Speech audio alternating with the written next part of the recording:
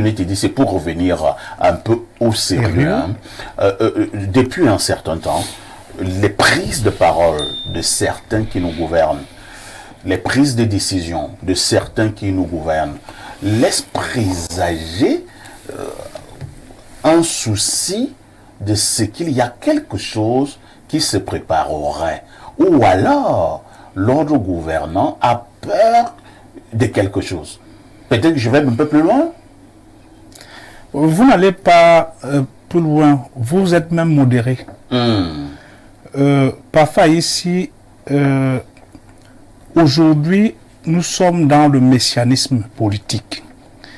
Beaucoup d'hommes politiques au Cameroun ont perdu la capacité à porter les problèmes du peuple. Vous savez, je copie ici Berriot Yemet, il aime souvent dire, si vous voulez rester en fonction, travaillez bien.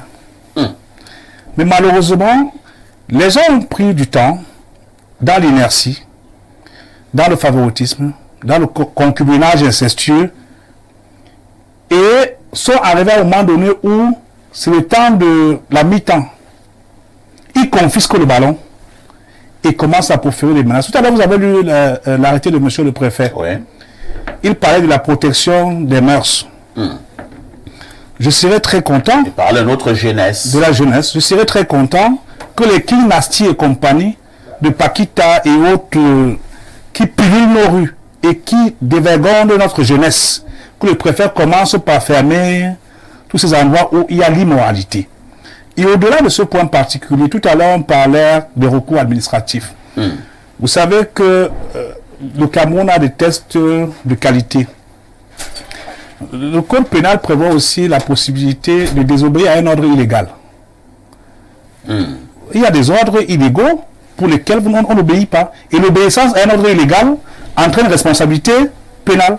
À celui qui obéit. À celui qui obéit. On vous donne un ordre illégal, vous obéissez, vous êtes sanctionné.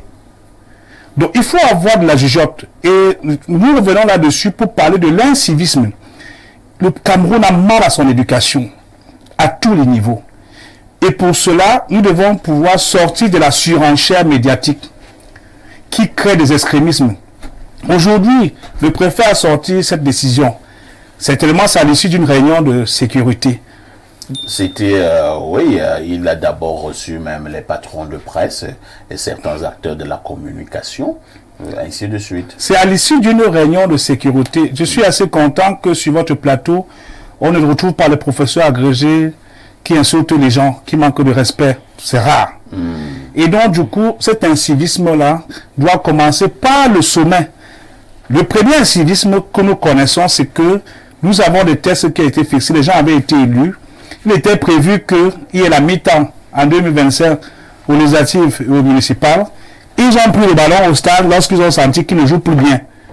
Comme pour dire quoi, il y a les grands qui volent souvent le ballon au stade. Et c'est pas bon. Le préfet est sorti.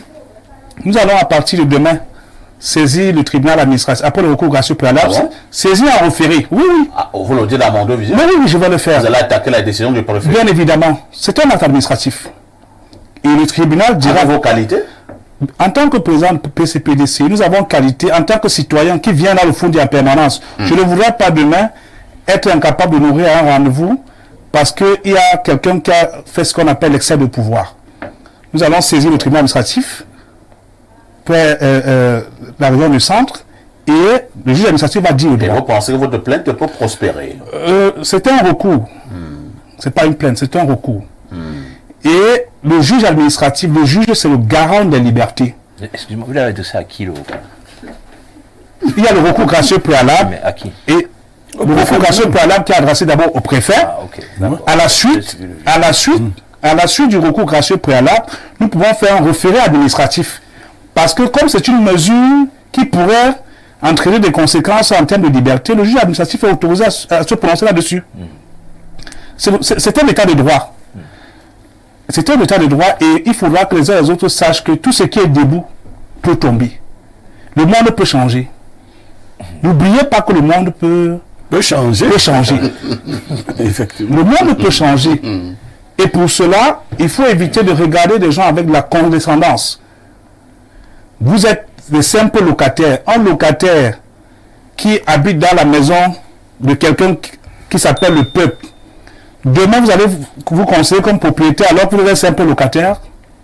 Vous prenez là des images du ministre de la... Mais puisque tous ceux qui ont des fonctions, tous ceux qui ont des bientôt fonctions... vous allez parler des bébés. Non, Blériot, tous ceux qui occupent des fonctions administratives sont des simples locataires. Des formes de nounous aussi. Des formes de nounous. Okay. Et demain, ils ne vont pas venir on a confié nos bébés. Changer le nom du bébé. Peut faire changer le nom du bébé, des choses comme ça. Je ne voudrais pas emprunter au ministre de l'administration territoriale. Bien, mais je dis bien que tous ceux-là qui exercent aujourd'hui sont des simples locataires. Très bien. Et le propriétaire s'appelle le peuple. Et quand le bailleur décide de vous mettre dehors, si la justice ne peut pas vous aider, il va vous aider autrement. C'est compris. Même s'il faut arracher les portes. T'es dit, c'est